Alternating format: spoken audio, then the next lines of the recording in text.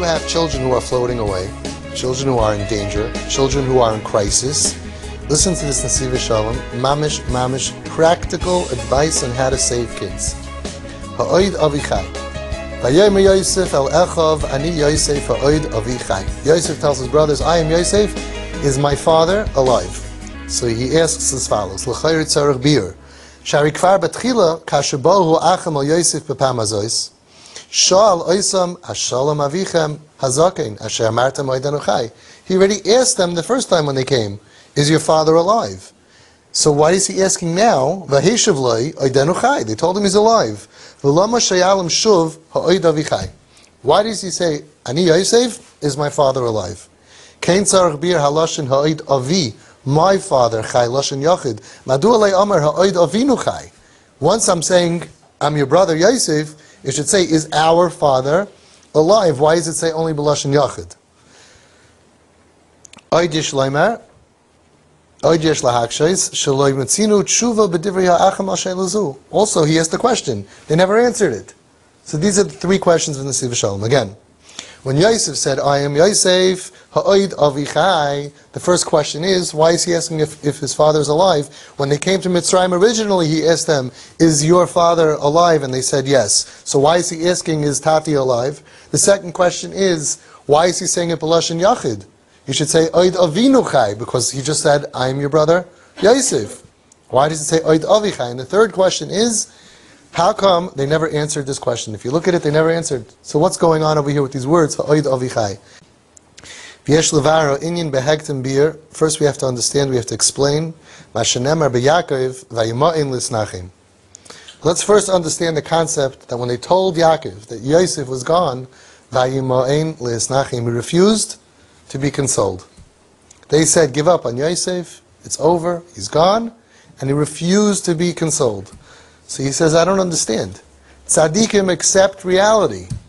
When bad things happen, tzaddikim accept it. Tzaddikim accept the Ratzon Hashem. What does it mean that he refused to be makabel the Ratzon Hashem and to accept ulahashlim im hanagaso yizbarach? Why did he refuse? They told him what happened. You have to accept the facts. If a person is a real maimin, you even say baruch dayan emes. You say, listen, if that's what happened, it's l'taiva, however you want to digest it, but tzaddikim don't refuse to accept things, refuse to accept reality. It's not the way tzaddikim are. So he explains as follows. There's a yesod that our avos were so holy, they were so kitchuas atzmum, they made themselves so holy that they were mamash a vessel for understanding Ratzon Hashem. By Avram Avinu we all know that. How did he keep Kol HaTorah Kula? Because Avram's Eivarim, mamash is on their own. They did Ratzon Hashem. So it came in the middle of September or October, and he just wanted to shake a big palm tree and a big lemon. He just felt the need to do it. He felt the need. He knew internally, his essence knew what Hashem wants. That's what Tzaddikim did.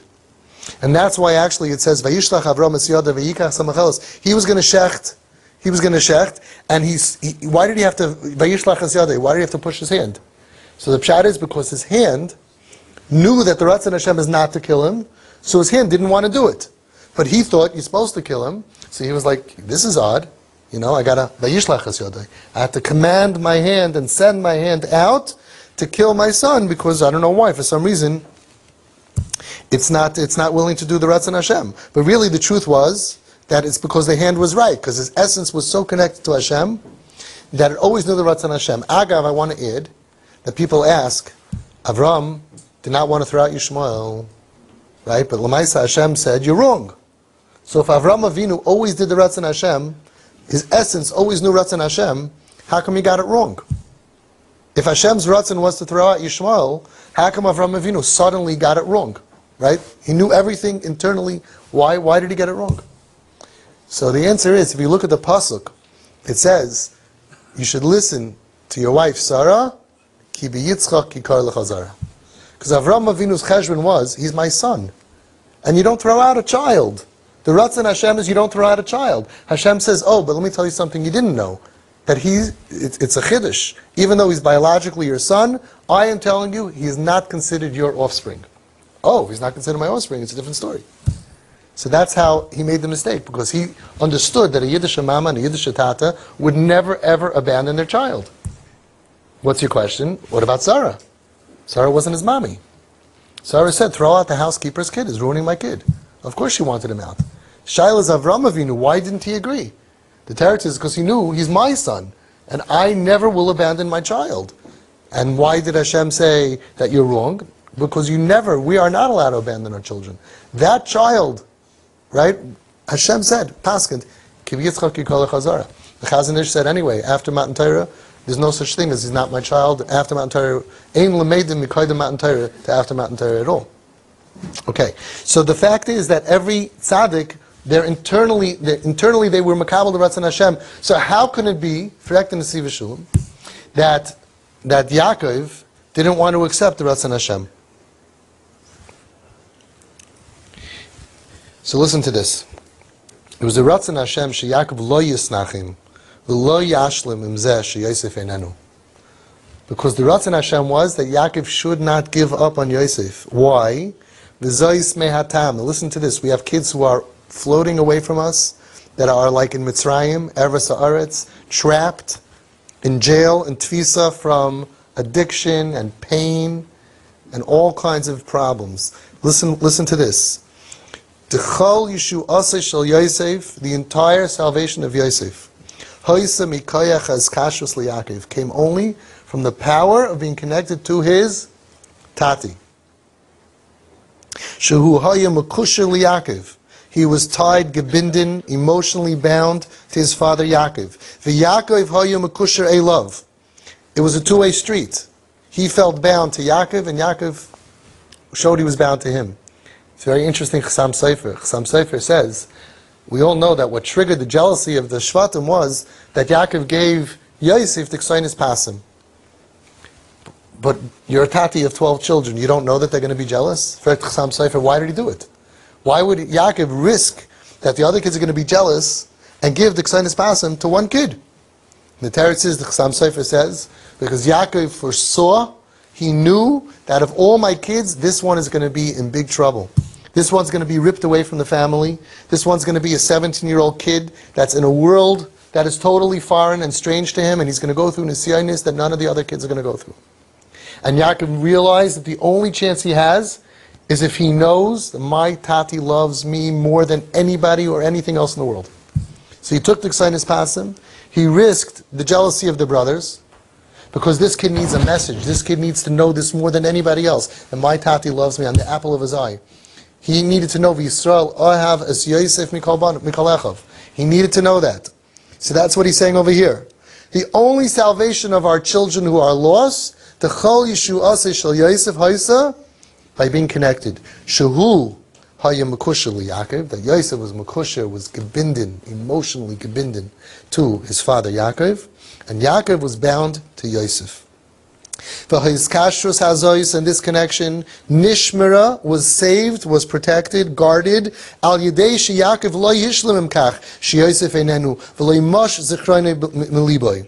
If he would have thought that my Yosef is gone, so you emotionally disconnect. Right? That's part of life. There's a Shiva, there's a Shloshim, there's a year. You don't go around every single day. As painful as it is, life goes on. You're supposed to. It's healthy. You have to move on. So if that would have happened, then he would have weakened, he would have lessened, he would have let go of the grip of the Hiskashus to Yosef, and then Yosef would never have made it. V'zeh sh'amar Chazal, sheb'shas ha'nesayin, we all know, niris loy dumus tiyukne shel aviv.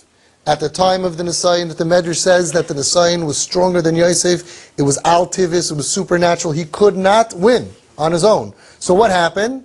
He saw his father's dumus, he saw the dumus of his father. Achim hoye Yaakov mashlim chas v'shalom. I'm sorry. Sheb'shas ha'nesayin niris loy dumus tiyukne shel aviv. Shezeh hoye mikoyach ha'eskashus liYaakov. When he saw his father's face, if he sees his father's face and he thinks, oh, that guy will be so happy to get rid of me, right? He wishes I was dead. He wishes I was out. He's looking for the delete button. Then forget about it. There's no koyach, no energy coming from that. But because he saw his father's demus, he saw that demus, and he realized, I am connected to something. That my tati wants me. My tati believes in me. Achem hoyu Yaakov mashlim chas v'shalom im zeh sheyosef einenu u'masiach datoi mimenu chas v'shalom ma hoyu yachal likros. Who knows what would have happened? Because it's a real power. Kamayim apanim lapanim kein leva adam la'adam. You feel what the other person feels about you. You feel their concern. And if the father is at night thinking, I had 12 kids, now I have 11. I have a lot to be thankful for. We can move on. Nebuch, like some people feel. Nebuch. Then the kid automatically, it's not a joke. Then when they need to draw energy and power, they can't. They can't. We always say this story, but it's so powerful, about this girl who decided to kill herself. And she said goodbye to Facebook, goodbye to the world, which is terrible. And then she started to kill herself, overdosing with pills. And in the middle, mamash a miracle, her mother called her. And when she saw the picture, the mustyuknai shel imay, she saw her mother's face. At that moment, if she would have felt, they're better off without us. They're better off without me. I'm such a pain, I caused them so much aggravation, they're crying so much, right? She's better off without me. She would be gone. But she saw the mustyuknai shel imay and she said, I can't do this to her, because I know that she will never ever get over me. And she called herself Hatzalah, pumped her stomach, and she's alive today, years later, because of that. That's the mustyuknai shel ava v'imi that's so powerful that they're going to need to draw power from. They're going to need to draw energy from. To have that extra power, al tivis, supernatural, above addictions that are too strong for them. But if Yaakov would have detached himself from Yosef, he would have let go of that rope, who knows what would have happened, says the Nesiv Shalom. Because of that power, and by the way, Nesiv Shalom says in a different place that what you should do is you should be thinking about your kid and being ma'ir a love, ahava v'chemla b'li gvul.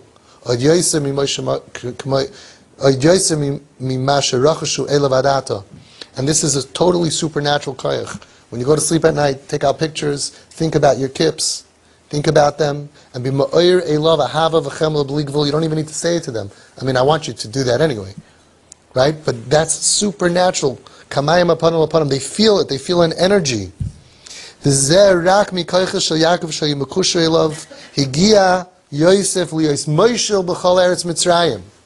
he would have succumbed to that avera, he would have been kaput, he would have been gone. But the energy from having a tati, that mamish loved him, and connected to him, and was not Mesiach Das from him, was, he ended up being able to be Moshel al b'chol eretz Mitzrayim. What does it mean spiritually? He ruled over all the klipas of Mitzrayim. He was surfing on top of all of the waves. All of the Nisyonis, all of the Erev Haaretz couldn't touch him. He was able to be above everything. He was able to retain his holiness in a crazy, sick world. Our kids who are out there, we try to build forces, walls to keep the bad and evil and tumah and confusion out of our homes. But these kids are out there. How do they ever come back? Most of them come back. The Baalei Tshuva, they're so strong. You know what they have to overcome? We make sure that our kids should grow up pure and innocent. But once they're out there, mamish in the street, it's unbelievable. I heard Rav Ram Shor once said a vart. He said that, Chazal say that the Eibusha said, if you're going to accept the Torah, fine. And if not, then Sham tehei kfuraschem.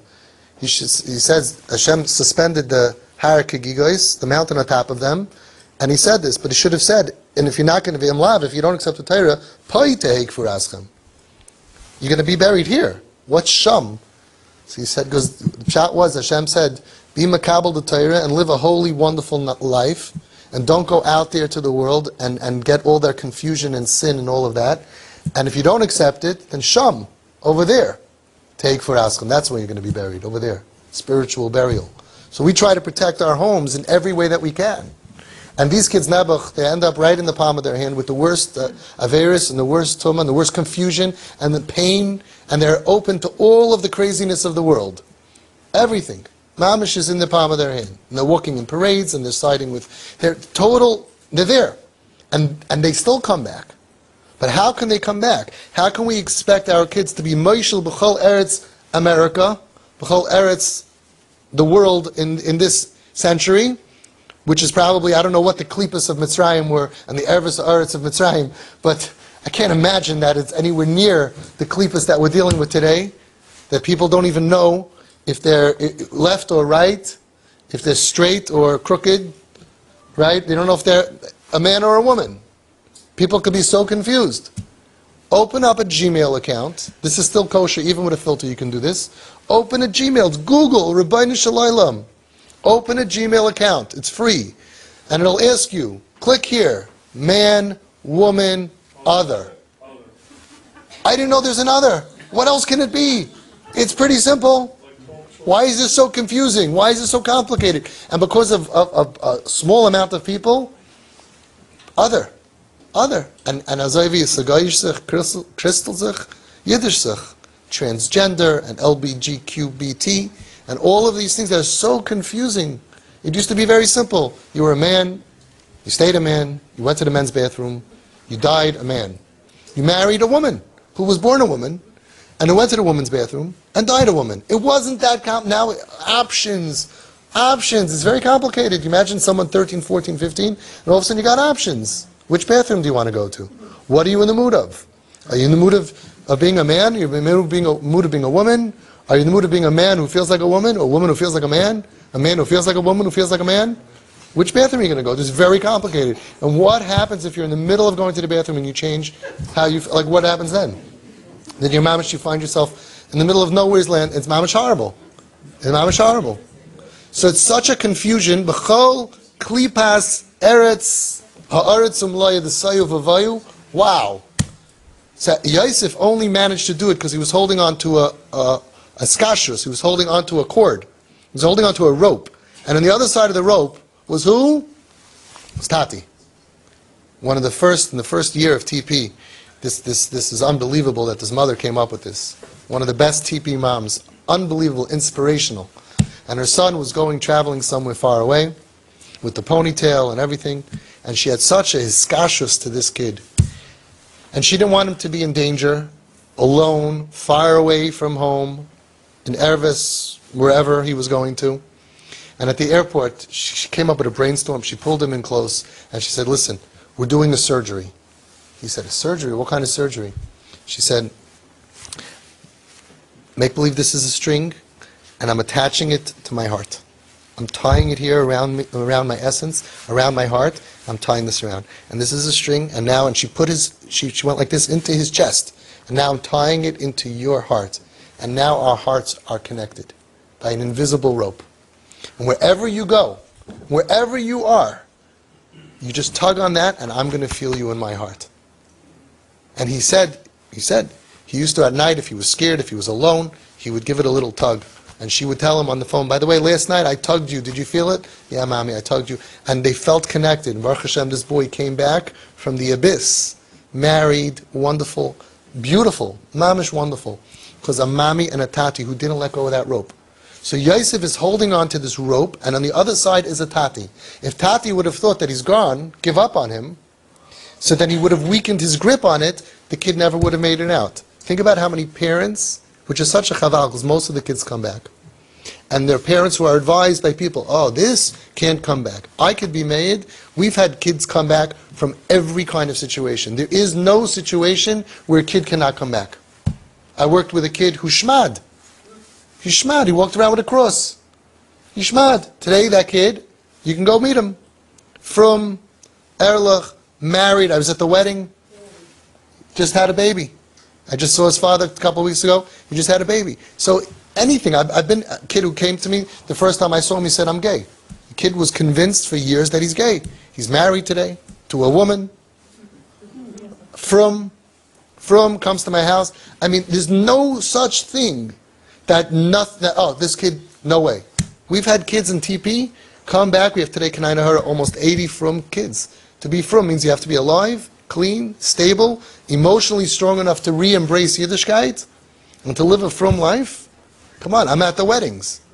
And people go ahead and they tell parents, no, let go, let go. Or Nebuch, Rachmana Litzlan, and I'm not anti-therapy, but I'm anti-this. You have to, what do they call it? They tell you, you're too entangled with this kid. You're too close to this kid. What's the word? There's a word. Enmeshed? No? What? You're codependent. You have to begin to, what's that word? They have a famous word. You're too attached to the kid. You have to detach. Yaakov Avinu. Vayima'in lisnachem. You have to detach Yaakov. Come on, get over it. There's a reality. Kid's not coming back. We got blood here. I'm telling you, this kid can't come back. And they give advice to parents. You have to detach from your child. He's codependent. He has to become a choice. They hit rock bottom. All of this garbage. It's an Nisayan that's too strong for them. Why are you giving up on them? They're going to come back, like Reb Shimshon Pincus said, EZRAS Hashem kulam chozrim. They all come back. Right? Our job is to just to be there for them and never let go. So listen what he says. Va'al kein ha'yizeh ratzin Hashem sheyakov lo yashlam im hadara im hedroi shel Yosef v'yachshav shu adayin chai ve'ivarav shel Yaakov kimu es ratzin Hashem. Hashem wanted Yaakov to feel in his ratzin, in his bones, that Yosef is alive, and therefore his bones taka follow the ratzin Hashem. V'al derech mashal. It's a mashal. La'adam shenafal lishal tachtis. Somebody falls way deep down. He's gone. Somebody falls into a 500-foot pit. He's gone. But if he has biyadai chevel, if he has a rope, hamachuber, which is connected, le'ezed davar yatziv, which is connected to a fixed, right? A fixed thing. There's a rope connected to a rock, something that's never going to move. Ein loy mali yisyarei. He doesn't have any reason to be scared. It doesn't matter how far away you are, because you're connected to something that is never going to budge. There's always a way to get out of the matzav, no matter what the matzav is looking like. I had so many times kids I was working with, and they told me their situations. I said to myself, how is this kid ever going to make it out? And they're alive. Alive, thriving, building families. It's possible. As long as you're connected to something that's never going to budge. I'm never going to let go of this rope. But if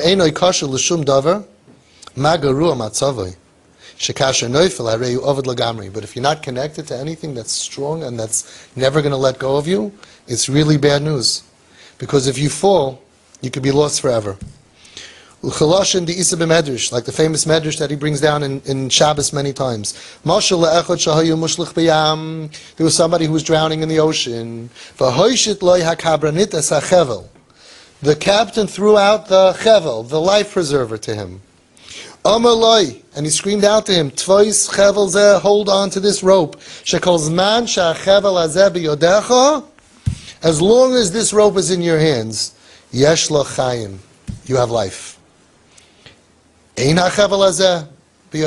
if you let go of this rope, you will never be alive, you'll never make it. What was the eights of the captain? The hamanig, and those who are leaders, this is the message to the children who are out there drowning in the shmutz and in the yam hasoyar, into the terrible, terrible stormy seas. The message is, hold on to this rope that I'm giving you. If you're going to have the power being connected to me, the Tati, the Mami, who is never going to leave you. Even if you're drowning in the sea.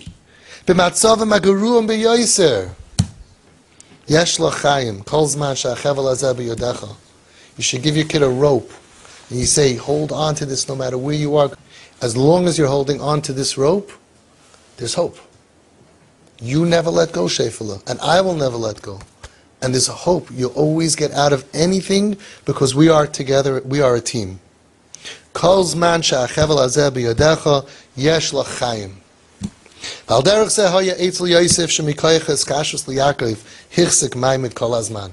That's what happened to Yosef in Mitzrayim, because he was mekusher emotionally through an invisible rope that only comes because the father and mother do not give up on the kid and believe in the kid, and because they were never Mesiach Das, they never let it slip. That's why Yosef ended up being able to withstand the challenges, ride above the waves. All the Klipas Mitzrayim he conquered, and was able to become Mamash the Yisaid, Midas Yisaid of Klal Yisrael. Now he's going to answer all the kasha so beautifully. Ani Yosef, I am Yosef. Oysa Yosef, that Yosef that you knew. That same Yosef, that same good boy that when I used to be in yeshiva, you remember that guy? That kid who was coming home with good marks once upon a time? He says, Yosef, I'm the same Yosef. I want to tell you something. I am that same Yosef. Ata la'acher kol hanisyonis she'avarti. After every nisayon, all the challenges that I went through. V'la'acher shenayisi Moshe b'chol eretz Mitzrayim. You want to know why? V'al zeh hoysef ha'oid avi chai. Hainu, avi shali, my tati. Hiskashra shel avi elai ha'oidena chaya. Because the relationship and the connection between my tati and me, I'm telling you how I remained Yosef. Because oid avi chai, I'm telling you how I did it, because my tati, my relationship with my father stayed alive. Shadayin hakesher beinenu malechius. With the same geschmack and the same connection. That's how I was able to be Yosef, even after everything I went through. Umavur oimrei avi b'lashon yachid. And now it makes sense why he said Avi, because he wasn't talking about our father as he physically alive. He was letting them know the reason that I was able to be Ani Yosef, the same Yosef as before, after everything I went through, is because I always felt that my tati, my relationship with him is alive. He already asked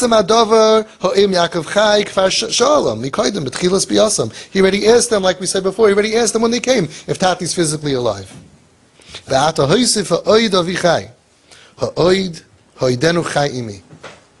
let you know that my tati is alive. He's alive in me. And he says so beautiful, it wasn't a question. Is tati still alive? It wasn't a shaila. And that explains the other question. They never answered him. You know why they never answered the question? Because it wasn't a question, it was a statement. I'm letting you know how I managed to survive. Wow, you went off to derech when you were 15, you were doing drugs at 16, you were selling drugs at 17, and you ended up here and there and everything, and now you see so many of these kids when they're older, and they're normal, and they're stable. Ani Yosef, but how'd you do it? Oid Avichai, because inside of me, every step of the way, I felt a lebedika kesher, his kashrus, to my tati and my mommy, that they never let go of me. And that could only happen if, emotionally, you never abandon your kids, you never mesiach das from your kids, you never let go of them, you never give up on them. I don't care how many other kids you have. This kid is your kid, and you are going to carry him and hold on to him, and carry him to that chuppah be'ezus Hashem. I have no doubt about it. I'm the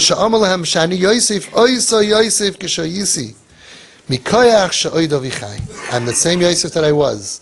From the koyach, from the power, because my relationship with my father, my connection, it's alive inside of me. We can